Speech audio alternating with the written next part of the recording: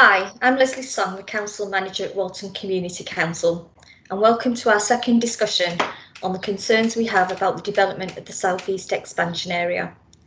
So today I'm talking with one of our residents. So Stuart, please introduce yourself, and also before we go on to our main discussion, tell me what you love about living in our area of Milton Keynes. Hi Leslie, yes, I'm Stuart Copeland. I've lived in Wavendon Gate since 1992. When we moved here, I expected we'd move at some point sort of away from the area. However, as our business and domestic lives developed, there was never a reason to move. Our two sons arrived and they've now left, and our business has evolved. But throughout, particularly in the local area, but also Milton Keynes in general, the area has really served our needs perfectly. And obviously during the pandemic and the various lockdowns, I've spent quite a bit more time walking and cycling in the area. So I've really got to know and love the redways, the green spaces, the foliage, the lakes. My next door neighbours take me to some of the nature reserves and so on and so on. So it's a fab area to live in. Yeah, it's fantastic. So Stuart, why is it important that Walton residents are fully aware of the South East expansion area plans? And why should they respond to the public consultation before it ends on the 19th of April? Well, personally speaking, there are two key reasons. I want new residents of Milton Keynes to have a similar experience to what we have here in Walton. So that means, as I said before, the redways, the green spaces and so on. I also want to make sure that this urban extension is just that. It's an extension of all the things that make Milton Keynes great. So the grid roads, the redways, the underpasses, the green spaces, the lakes, the rivers, and so on. And it's only in this way that the impact on our area will be mitigated.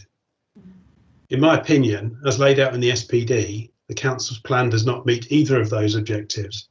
Therefore, I think as local experts, we really need to make sure that the council hears our voice loud and clear.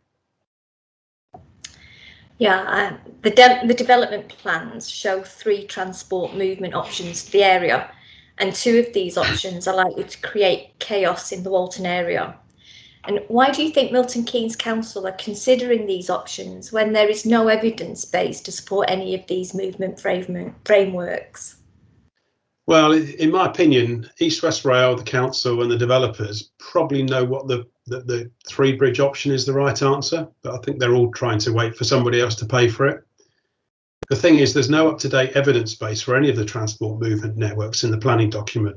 They will tell you that there was a study done for Plan MK, but that was 4 years ago now, and we all know what's happened since. East West Rail is supposed to be doing a study, but that'll only cover the railway line and not really much else. And they're also under no real pressure to do this because they won't be running trains along this line until the end of the decade. Therefore, in the absence of such evidence, Milton Keynes policy should apply. And if it does, that should give us the grid roads, the redways, the green and blue spaces and so on. The answer is the 3-bridge option, which common sense shows is the right answer. Yeah. It seems there's a complete failure on the part of Milton Keynes Council to plan properly, and they're not adhering to their own policies. And why do you think that is? Again, in my opinion, it's because the planners have already assumed the developers in East West Rail won't fund what is obviously needed by the people here. But I think they missed the point completely.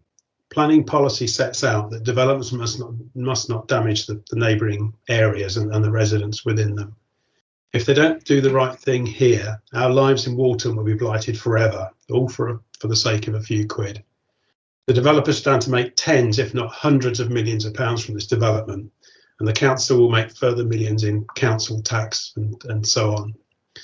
Don't forget what happened with the Blakelands warehouse and Hindhead Knoll, where in theory the right thing was done, but we ended up with a pretty poor outcome. Yeah, that's very true. So what do you think residents now need to do? I think it's really important that we all act now. In so many occasions you find that a planning application will come through and it's too late to do anything about it. So it's at this stage of the planning process, we really need to, as local experts, to get our point across. So the Community Council's made it really easy. Go to the waltoncommunitycouncil.gov.uk website, where you'll find all the information that you need to be able to post a response to this planning document by the by 19th of April. So please don't wait. If you've never done anything like this before, the council's made it really easy to do so. So please give it a go. Great. Thank you, Stuart, and thank you for your time today. It's a pleasure. Always willing to help.